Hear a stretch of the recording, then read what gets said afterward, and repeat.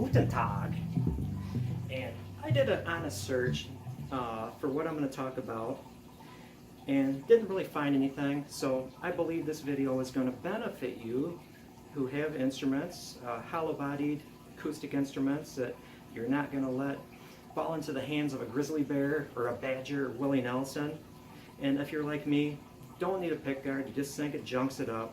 You take the pickguard off and you're left with screw holes. What do you do? Well, first of all, I'm going to torture you because there's a second part to this. The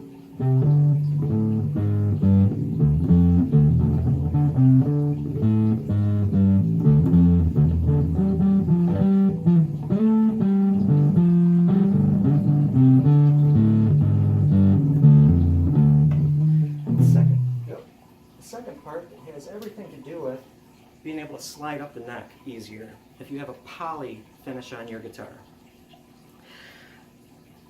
I was left with the 3 screw holes in my Hofner, one right there, one right here, and one right here, and I didn't like them.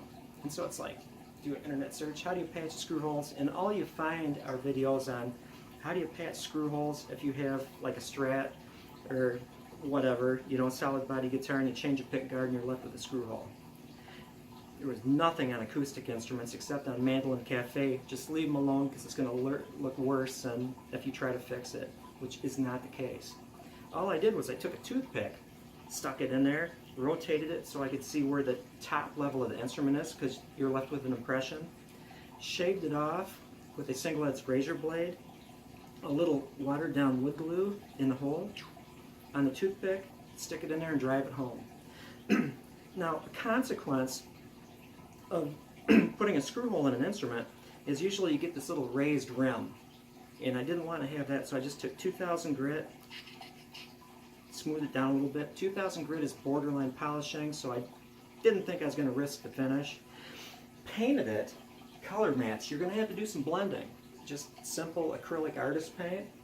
Get the color you want, stick it on there, just wipe it off because it'll soak in because you're putting it into the end grain of a toothpick. When that dries, maybe if you want, 2000 grit again, maybe higher, whatever. And then I followed it up with just Johnson's Paste Wax. BTW, this is a good way to polish your mandolin or your acoustic guitar because it'll give it a hard finish, which should help the tone. Don't quote me on this. I don't want to have anybody come back and if you had a satin or an old-time finish, it left weird things. Practice on a small piece. But that is it. That is it. And there's a screw hole here, which I didn't match the color perfectly, but it's a lot better than just an open hole. Part 2 is this looks kind of like a violin.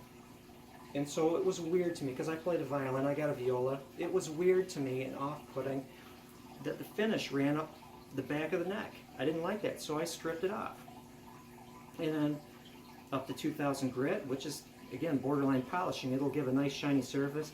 And then Johnson's Paste Wax again after I stained it, because this was just light wood. Didn't like that. And the feeling on the neck is so much better.